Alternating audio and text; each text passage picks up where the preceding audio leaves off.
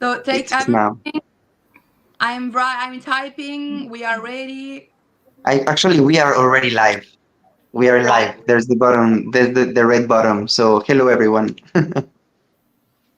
okay, perfect. Now, so one moment, I received from my team the OK New York, and we can begin. I guess.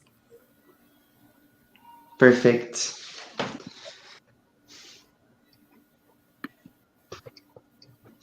Just to have the final confirmation that we are live. Okay. Oh, we are live. Oh. Hi everyone, I'm Maria Staraneri. I am a IYC advisor and moderator for this night. We are here to talk about the importance of technology in our societies, in our society in general. So welcome to IYC, to this panel from Europe and Brazil.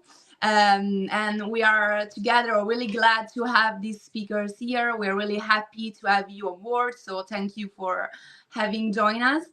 And we will talk about the importance of the digital and technological issues that are posed in our society. So in terms of education and access to internet, because as we know, in today's societies, the digital divide is a big issue, all over the world, especially in the not in advanced societies, but in the developing countries, and is one actually of the most significant challenges nowadays. So it highlights the disparities in access and use, deployment, development of technologies among different populations and regions worldwide. So this phenomenon is not merely a technological problem, but it has profound social and economic implications, particularly between, as I was mentioning, between advanced economies and developing nations. So access to internet is fundamental. Is really fundamental for ensuring equality of rights and opportunities between young people, but also between minorities, between adults, so between children, between really everyone. And you know that according to the United Nations Human Rights Council, actually, the internet is considered as a basic human right, essential for democracy, information dissemination, and active participation and citizenship in our lives, in our societies. So without an adequate access as individuals and communities, we are actually excluded and from services such as online education, telemedicine, and remote work opportunities, among others. But there will be a long list about the exclusion that we face, that ones without internet and technologies and access to internet in general are facing nowadays. So the differences between advanced economies and developing countries extend beyond the availability of digital infrastructure. So they also encompass the skills necessary to effectively leverage these technologies. So in many developing regions, internet access has become nearly universal. Let's say, like in our society, having access to internet is like obvious. In On the other hand, millions of people in developing countries continue to live without connectivity, without internet, without WhatsApp, without Instagram, without Facebook. So this situation is not only about restricting their economic opportunities, but also they actually causes cycles of poverty and social marginalization. So, bridging the digital divide is crucial for building a more equitable and inclusive society worldwide. And we as youth can have an impact, can take action in this sense. It requires investment in adequate, in generally speaking, it requires, and we have to advocate for investment in adequate infrastructure, digital literacy, programs to ensure that everyone can benefit from the opportunities that technology offers. So only through, I believe, and we at IYC believe that only through collective commitment we can actually, and we can hope to change this way. We can hope that someday in the future, one day down the road, everyone can have access to the internet. So we are here to talk about it, to talk about the relationship between and the intersection between technology and our rights, fundamental rights, like education, like the title of the panel. So we are going to begin with our first speaker, that is Elisa Rossi. Who is Elisa Rossi? Elisa is an Italian dedicated law student, deeply interested in exploring how law intersects with the unfolding area dominated by technological challenges. During her time at high school, she joined an interdisciplinary course which helped her delve into the world of robotics and new technologies, providing her with a sneak peek of machine learning processes. She's currently enrolled in a single cycle master's degree in law, specializing in legal practice, where she has excelled in courses such as internet law and new frontiers in digital media, which enable her to explore the legal intricacies of the internet and the impacts of innovation on our lives. Aside from academic pursuits, she's actively participating in a legal clinic focusing on mediation, where she examines how new technologies, including AI, are affecting the field of law. In 2024, she began a legal traineeship in a law firm, and as a human rights advocate, she is dedicated to social service and volunteering. Effectively, she has been an active member of Leo Club Voghera, the youth branch of Lions International, and since 2019, she has been holding various leadership roles until being the officer of this section committee today. Additionally to that, she's a UNICEF advocate, and she's going to talk on behalf of the programs that she's carrying out with UNICEF, actually, in relation to the title of this panel, the content of this panel, where she gives her contribution for children's rights and programs related to Agenda 2030. So, hi, Lisa. Thank you for being here, and the floor is yours. Thank you very much, Maria Sara, for the kind introduction. And I also want to express my sincere gratitude to the International Youth Conference for inviting me today. So I'd like to begin by saying something you probably likely heard many times recently, but as the Roman said, repetita iuvant, so repetition reinforces. We're actually living through a pivotal moment, one that will shape not only our future, but also the future of many generations to come. The decisions we make today particularly concern the governance of responsible use of AI will be judged by those who follow, and it is to them that we will be held accountable. So we hopefully make very wise choices.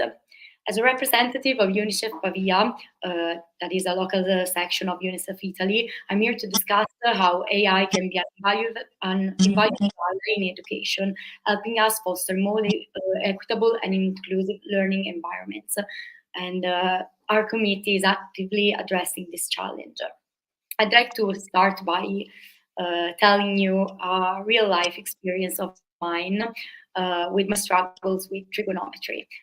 Despite repeated attempts to understand my key theorem, I couldn't really grasp it. And my teacher be able to explain it to me. And she just told me, pay someone that will explain it to you. So eventually I did that. I paid for a private tutor, and with just one different word from the textbook definition, I understood it. And that led me to the question, what would have happened if I didn't have any means to afford private tutoring? And what happens to those who actually don't have the means nowadays? Because it really give me a boost of confidence and allowed me to move past this problem, understanding that I wasn't in the wrong, I wasn't stupid. The problem lay elsewhere.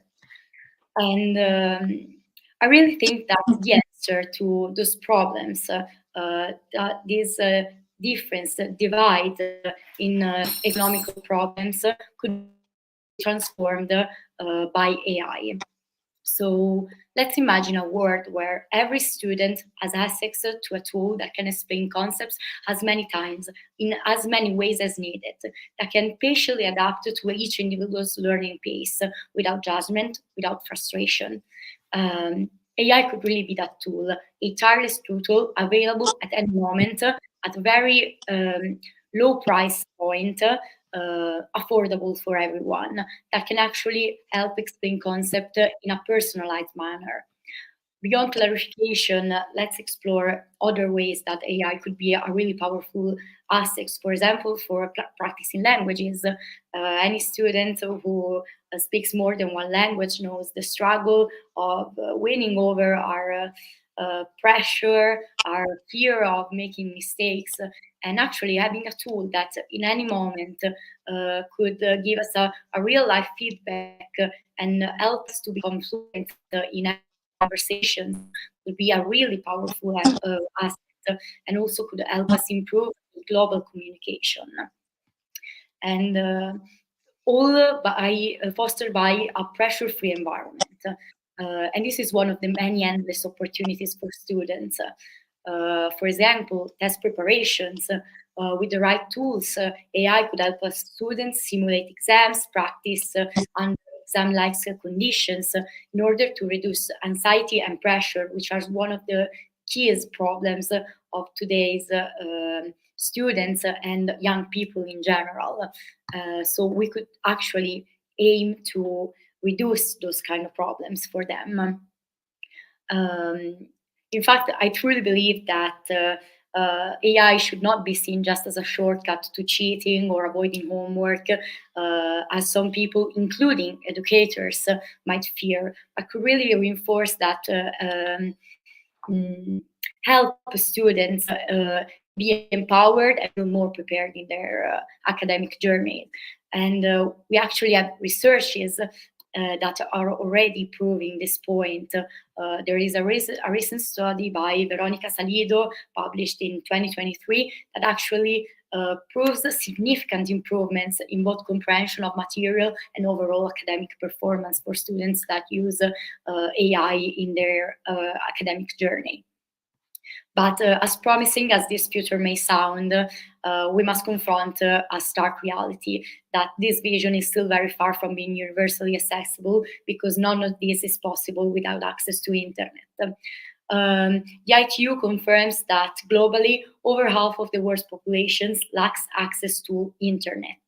And this is known as the digital divide that Sarah talked about before. That is particularly acute in developing countries, where this gap leaves millions and millions of people without access to resources, widening the gulf of opportunities between regions. But also, this is a problem that is present and very real even within developed nations, and usually follows the lines of socioeconomic differences. In Italy, we had the experience of COVID-19 pandemic that highlighted the devastating effects of this digital divide. Our schools were forced to transition to online learning, and students without access to technology, whether it was because of a weak internet connection or the lack of actual functioning devices, their academic performance suffered, and he has long-term consequences that are still being effective today and studied today. And also the pandemic exposed for us the need for a digital literacy, a skill that is becoming crucial for the success in today's world. In fact, students from disadvantaged backgrounds always have fewer opportunities to develop these skills, which further exacerbates inequalities. So addressing a digital divide in a world where, as Sarah said, the access to internet is not a mere luxury, but a real life, actual right, fundamental right, because our life is getting more and more online, with even pressing issues. For example, in Italy, actually enroll into university and pay for the university taxes. There is the risk that to separate the privileged from the underprivileged. But fortunately, there is a clear line of action, which is to increase investment for broadband infrastructures and also provide those in need with hardware accessibility. So establish low-cost and free device program for people in need, and also digital literacy training. So schools and community organizations need to step up to provide students with the skills needed to navigate this digital world successfully. As we said, these are pressing problems, but they all bring us back to a larger urgent conversations, that is the necessity of achieving the objects aligned in the United Nations Agenda 2030. The SDGs serve as a roadmap for addressing the world's most pressing social challenges, and they are deeply interconnected. Because whether we're talking about poverty, gender inequality, or limited access to resources, these are core issues that can exacerbate each other's and block pathways to sustainable development. For example, a critical example is the ongoing denial of education to young girls in various parts of the world. As a matter of fact, every day, countless young women are kept out of classrooms simply because of their gender. Also, poverty that continues to force promising students to leave academia early, pushing them into work to support their family. And all of these issues are compounded by the digital divide, which really leaves many people out of opportunities that could lift them out of their hardships. So, unfortunately, we are very far behind in achieving these goals. The timeline is clear. We only have 6 years left until the 2030 deadline, and only the 17% of the SDGs have been reached so far. And this could be another field in which AI could really make the difference, is used correctly in an ethical way for the good of humanity. But worse, it is maybe the concerning lack of awareness, particularly among youth, about the SDGs and their critical role that they play in shaping our collective future. So this is where UNICEF Korea is actually stepping up with the project For You With Me. We are bringing to the classrooms to try to bring the message of Agenda 2030 directly to students in a captivating way, especially for high schoolers. Our goal is not just to inform, but to engage and ignite a spark of curiosity and passion that leads to real actions, because we want students to understand that these are not distant or abstract goals, but issues that directly affect their future and those of others who might not have the same opportunities and voices. So our program actually includes educational workshops designed to spread awareness of the SDGs, focusing on how these global objectives intersect with local realities. And we aim to equip students with knowledge and tools to take part in global movements for change, striving for a more equitable and sustainable world. And most importantly, we're working to foster a sense of responsibility toward their futures, but also towards the rights and the well-being of others who maybe cannot advocate for themselves. So we're actually trying to spread some plant seeds of change in their minds, especially for young people, because knowledge is power. Knowledge means to actually make a choice to consciously fight for the rights of others.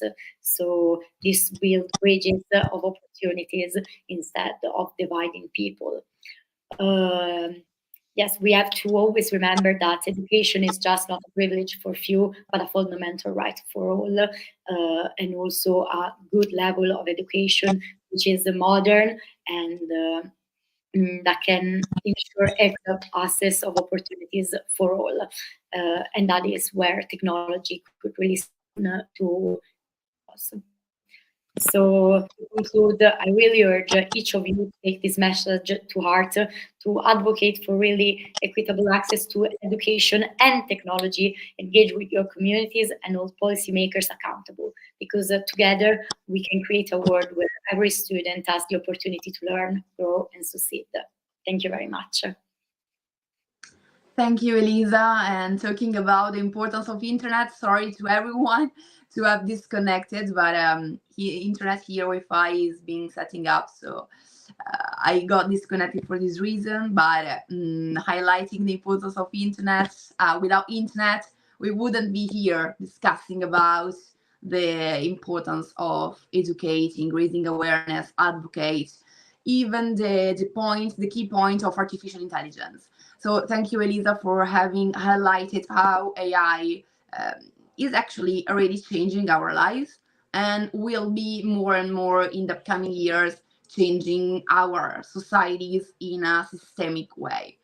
So thank you again for being here and for your speech, for your powerful speech. We were going to answer to the questions at the end of the panel, because afterwards we will be reading. I'm already reading, but we will go through the questions afterwards. So to say to the audience. Now we are going to approach the intervention of Joseph. Hi, Joseph. Thank you so much for being here. Joseph Retzur is a singer, songwriter, and activist from Mexico, but is also Spanish. And currently, she works in Brussels at the Center of European Volunteering in the part of events and campaign as the events and campaign officer. Through his professional path, he always made a mix between creativity, entertainment, activism, social development, and active citizenship. Indonesia, Mexico, and Italy are countries where he has worked and volunteered in the circular economy, no-profit organizations, and musical projects. He was institutional development coordinator in Una Nueva Esperanza, AVP, that works with children with cancer and their families in Puebla City. Before, he was the account director of a PR agency for 2 years, working with clients like Paramount Pictures.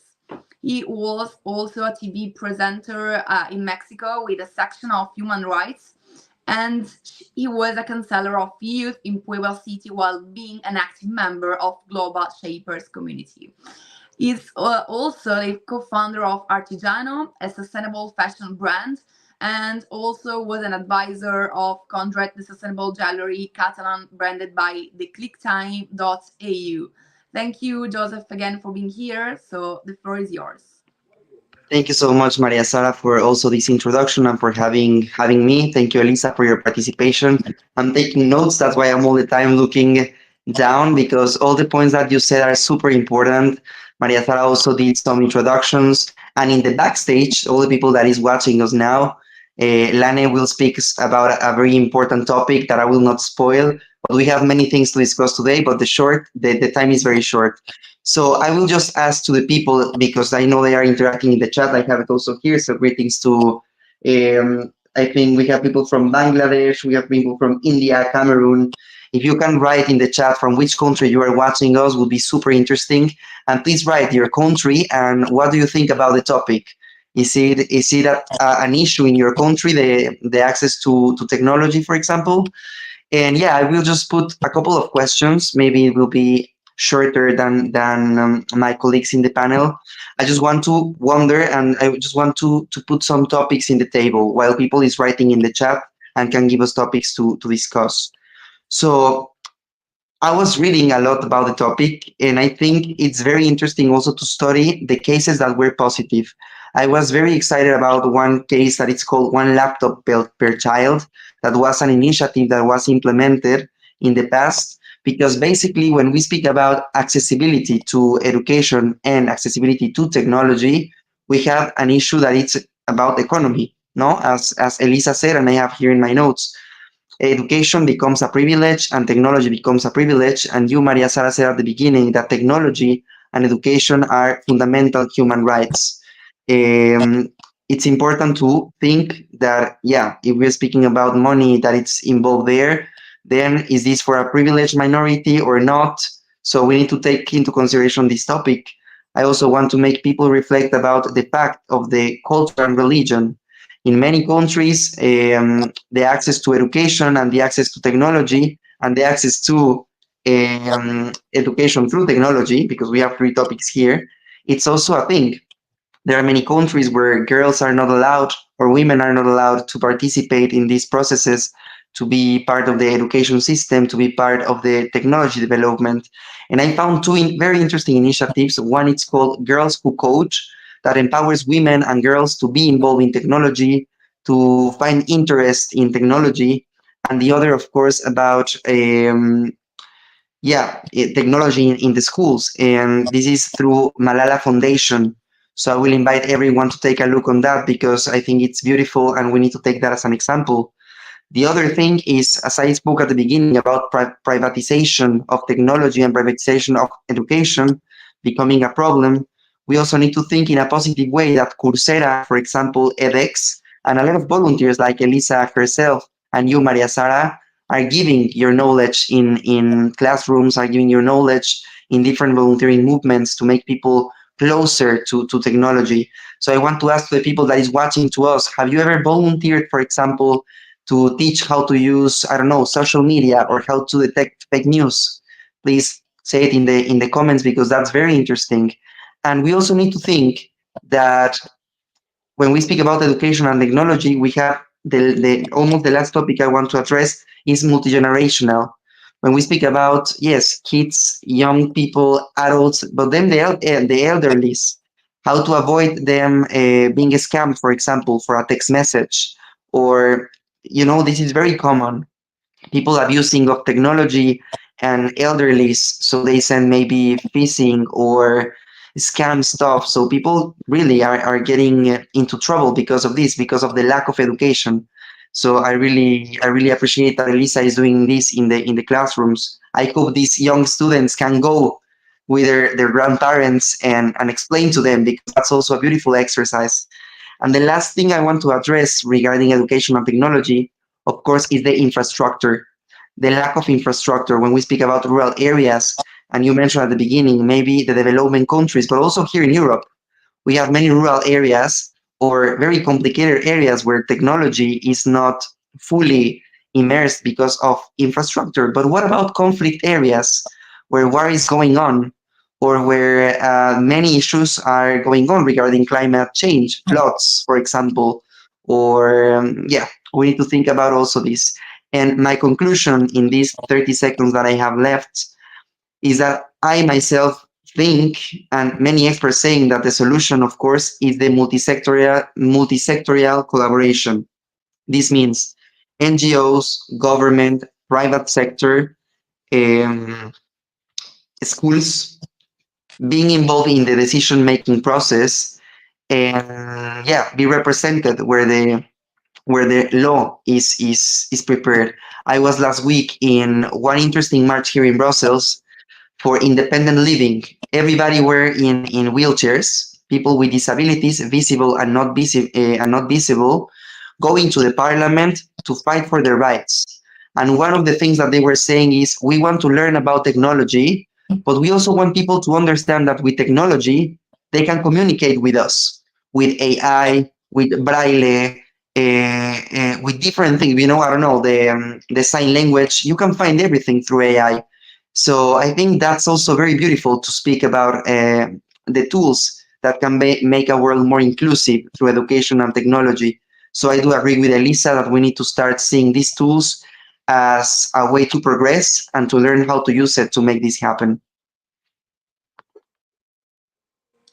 Thank you, Joseph, for your speech, a powerful speech. Actually, I was going through the comments, and I really want to thank the audience for all the insights. They are really joining and typing what the governments, as you asked, what the countries are doing are doing for advancing digital literacy and affecting education, improving education.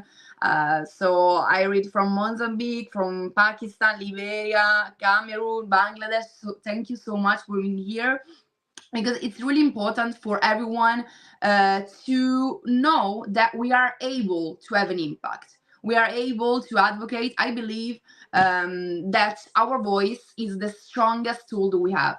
So wherever you are, even if in a country that is not really advanced in terms of policies related to digitalization, AI, and all the technological advancements related, governance policies in general, really advocate, speak up, talk to your friends, to your roommates, to your family about the things that are affecting our generation, your reality, because speaking about things is the only way to carry out and bring about actions. So really don't feel never powerless, because you have your voice always, even though you don't always have, for example, internet connections, or you can go to the parliament and speak into the government itself. You have your voice. So really don't feel afraid of speaking up for the things in general that you care about, and the issues that we are talking about, because change starts in your micro bubble to come to the bigger ones. So now it's time to end with last but not the least, our Lena Alves, who is going to have a presentation for us. She's an entrepreneur. She has a master's in criminal sciences from the Pontifical Catholic University of Rio Grande do Sul in Brazil. She has a law degree from the Federal University of Pelotas, and she's postgraduate student in digital security, governance, and data management. Throughout her academic life, she had the support of Brazil's main scientific research funding agencies, like the Coordination for the Improvement of Higher Education Personnel Foundation and the National Council for Scientific and Technological Development. She's the CEO of the startup Genderify ID, focused on the LGBT population, and of the platform named Cosmos Network for access to justice and university outreach. She's part of the ETOSAP New Economic and Impact Business Nucleus, and she has been a researcher in the field of criminal sciences for 8 years, reflecting in an interdisciplinary way of tackling violence. Furthermore, in partnership with Lina Biotech, she contributed to the drafting for the first bill aimed at regulating the actions of biotechnologists in Brazil, thus adding important foundations for critical security in the use of biological technologies, which is fundamental for sustainable environment and economic development. So thank you, Lane, for being here, and the floor is yours.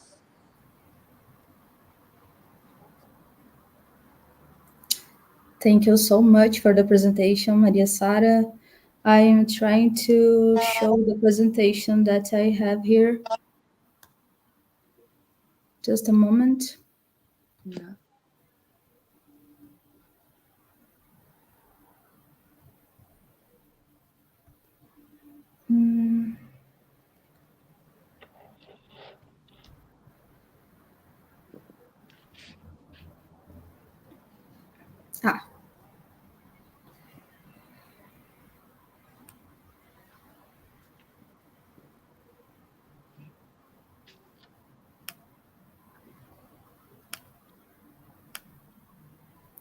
It's not showing. No. I will do again. Yeah, we checked it out before connecting and it was working. Let us know if we can do something. Maybe I on some. will, I will share again here. It's loading. So let's wait a moment.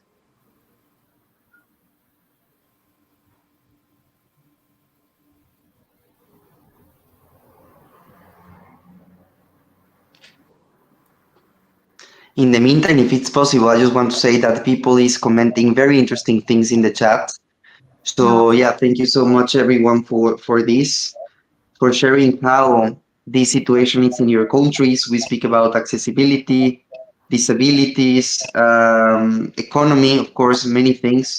So please keep writing about your insights and the situation in your country because that will give us insights. But of course, you can also discuss between you all from which country you are coming, how this is lived in your country. I'm enjoying so much the discussion. Thank you, Maria Sara, once again.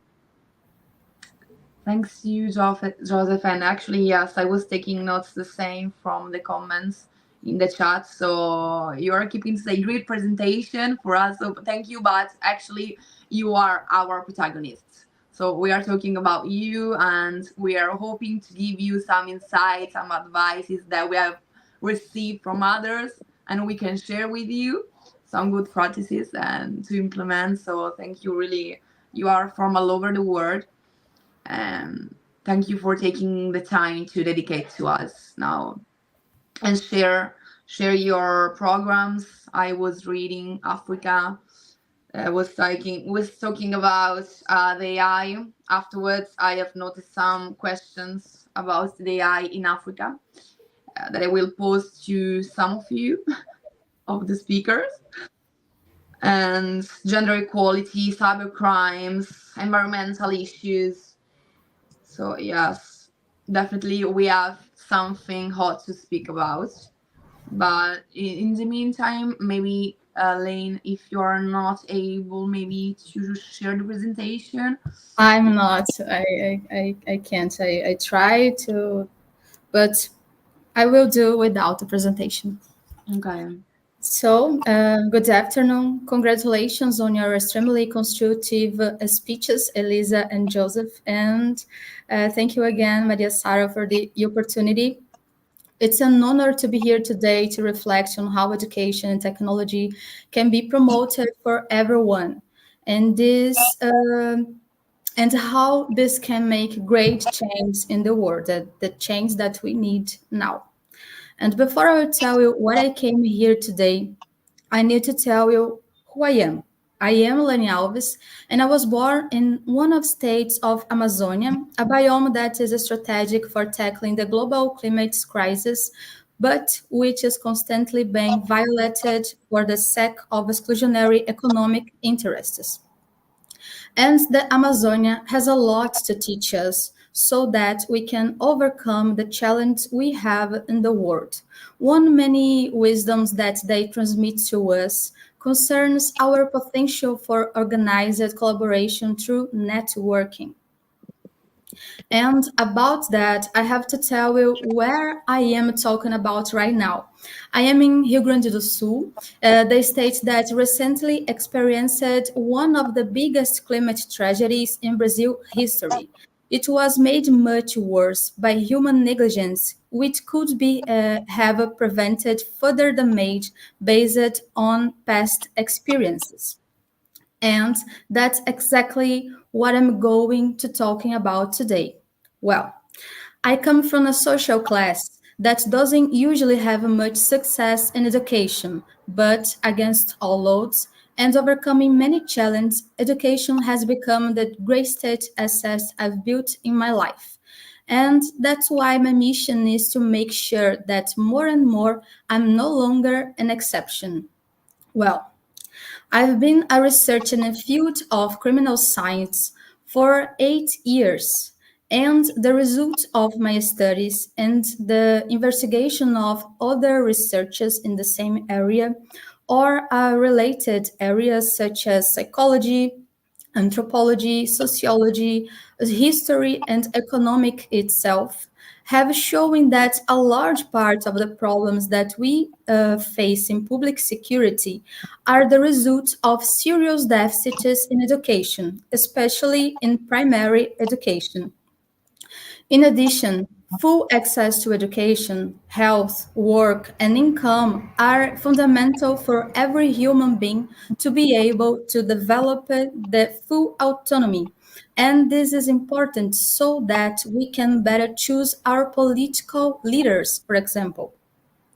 These are fundamental bases for the realization of the principle of human dignity.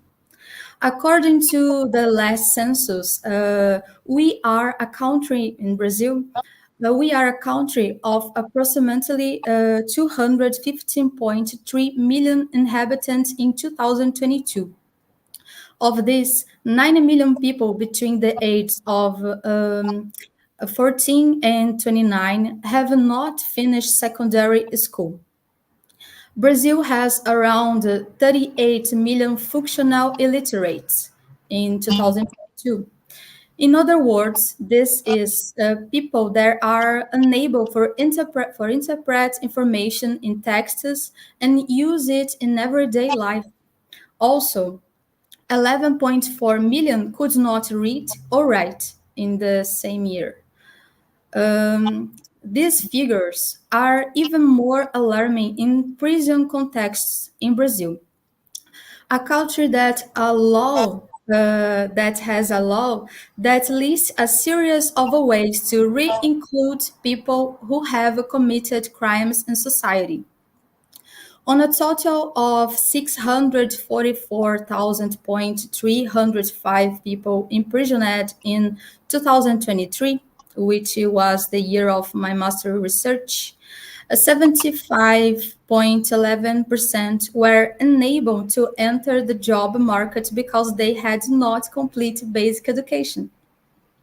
It's natural for employers to demand that their new employees have at least complete high school. Meanwhile, organized crime demands only respect and guarantees a sense of community and protection for its members, including judicial support. It is demonstrated by the statute of one of Brazil's most notorious criminals factions, the PCC. Thus, organized crimes is so profitable that is growing exponentially in capitalism through the use of new technologies. And it was by observing this dystopian scenario, especially through an interdisciplinary understanding of this network problem, I developed my master dissertation proposal.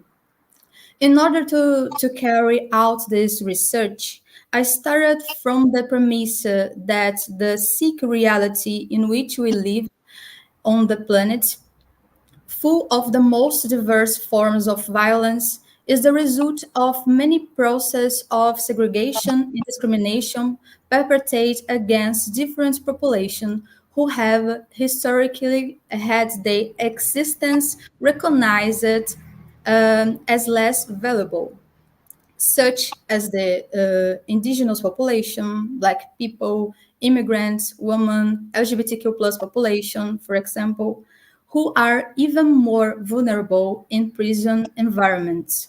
But before I talk about the Cosmos Network work, I return to the central focus of the presentation and propose this following addition to the theme.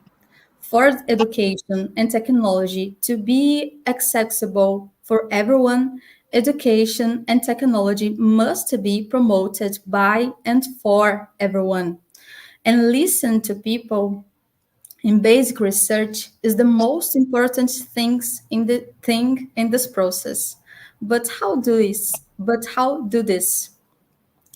Well, when we hear the word technology, we immediately think of digital technology and imagining our smartphones, AI, electric cars, apps, and all the connections that these algorithmic products are capable to providing. However, the term technology is much broader and, in fact, refers to the set of knowledge techniques, tools, and process developed and applied by humanity to solve problems, facilitate tasks, and improve life. And it is this reason that I bring up the concept of social technologies, which refer to solution methodologies and practices developed to solve social problems in a sustainable and participatory way, with the aim uh, of improving the equality in life of communities, especially those in vulnerable situations. But how we can bring digital technologies and social technologies together in one place? Well, in Brazil, and in many other places around the world, innovation ecosystems have been the protagonists of a real social network of solidarity, inclusion, sustainable economic development, circular economy, dissemination of knowledge, digital inclusion, creation of new technologies, and appreciation of diversity. After all, without recognizing the diversity that exists in the planet, there is no impact innovation, which is the innovation that really matters for the future of the humanity. And of course, it's very important that this network are based on the fivefold helixes that it have a fundamental basics that is environmental development.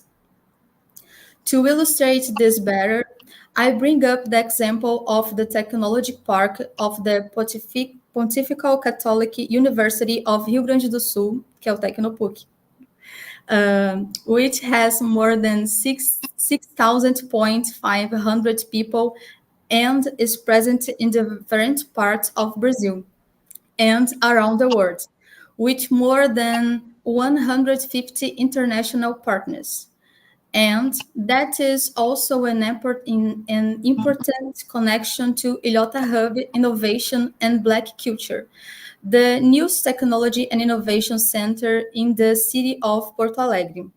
The Ilhota Hub has a special place in my heart because it is the first innovation center in the city that was born focused on promoting social entrepreneurship based on the needs of the periphery, especially Black people. And going back to my research, which will be applied during my doctorate, this is Cosmos, a network for access to justice and universal extension, which, as its name implies, aims to promote a network that boosts access to justice for socio-economically vulnerable people in Brazil. It was born with the aim of helping the Ministry of Education achieve the goal of making all undergraduate courses devote 10% of their workload to extension.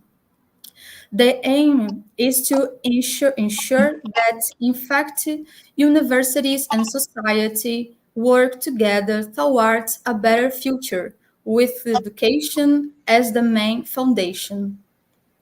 I researched projects that work to help criminal justice, for example, and discovered that not only law courses are interested in help to reintegrate prisoners into society through access to education, but also courses such as literature and administration. In addition, Cosmos has the potential to be scalable to all areas of education, allowing health projects, for example, to promote actions in partnership and learn from each other. Projects like the Cosmos have the potential to foster a large network of digital solidarity based on education, which can be extended to other countries and other projects, ensuring even greater collaboration between the innovation ecosystems we have around the world. Thank you so much for your attention. Thank you, Lane. Thank you so much for your presentation. I took many notes. Actually, I was noting that we are going out of time. So for what concerns the questions that are so many, we are going to make like these. I noted some statements and questions that the audience made. And I would ask you if you can answer them like in one phrase. So to be quick. And on the other hand, if you are speaking to the audience have questions concerning the panel, the speakers are going to be available on Instagram that we will find in the last post their accounts, so you can directly contact them to make them. So the first one, and tell me which of you, whoever wants to answer, is AI will take our jobs. So who want to answer in one phrase? What do you think about it? Because it's a phrase that is quite recurrent in the comments. So I would like to pose this question to you. Go ahead, Joseph. Thank you. I will just say that the people that doesn't know how to use AI are the ones that will lose the jobs. The people that will learn how to use AI are the ones that will have the job. It's the use, not the tool. Thank you so much. Actually, I was reading some statistics some days ago, and I was reading that in the future, the matter is not going to be, some skills are going to be substituted with AI, from AI, but it's about who are going to be able to use AI and who are not going to be able to use AI tools. It's not machines that are going to replace us, even though there are theories in that way from even luminaries and theorists really important in the world. But the debate in the world is about who are going to use AI tools for power their skills, not to neglect or to substitute at all the skills. So, by the way, the second one, it was a comment that touched actually my heart. So I want to read it fully, that I took note. Someone from Liberia talked about that the country is behind when it comes to technological development. And there is no center where students can go and discuss about the issues of the globe.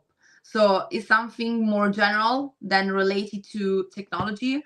But speaking about mostly education, that technology, what can you advise to them that have less tool than us to make their voices heard in this sense, and to learn to get informed about the global issues?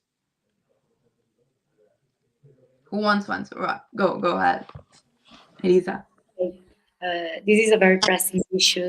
Obviously, it tackles many different areas of one single problem, but occasions like this one, to gather around friends, family, people we just know, schoolmates, are the occasions in which we can actually create a community, create awareness and knowledge with the people around us, to actually get informed on issues, see what other people realities is, and actually get to know the platforms in which to ask for help.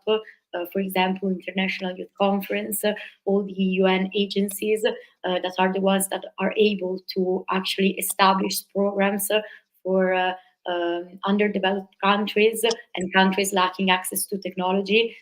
That some programs that will actually invite countries and encourage them to invest in this sector that will be more and more crucial every day for the foreseeable future. Thank you, Elisa. Thank you. The last one is another one that I read almost like 6 times, 7 times, is about AI. And so, Tulane, AI is a statement. AI kills creativity.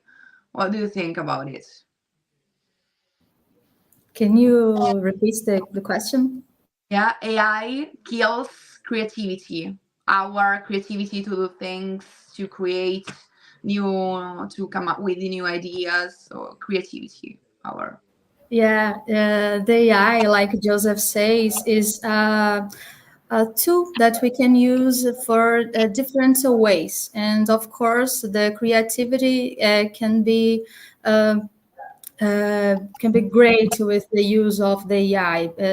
This is not something that can make can be a difficult or enemy, that how so many people can see like that. But I use ChatGPT, for example, to make it more to make great my creativity, for example.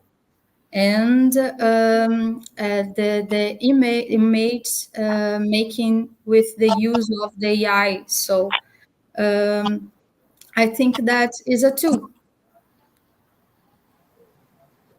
So thank you so much, Jane, for this. I know we are out of time, but we have shared many insights. So thank you so much, because I will take this note with me in the following months and for my life. So thank you really, really so much for being here, to the speakers and to the audience for all your comments. Because we learn just by sharing our experiences, our hands-on experiences directly from our countries, from our communities locally. Because we have different cultural backgrounds, we have different languages, we have different traditions, so we can enrich the other one really so much. And this is important, these platforms, as I will see, in which I believe a lot, because the differences here are an enrichment. They are not a barrier, like we are used to here, at least in Italy, in politics and in government. So thank you for the audience to be here. It has been a great session, and have a good evening or morning, afternoon. It depends where you are. Have a good one.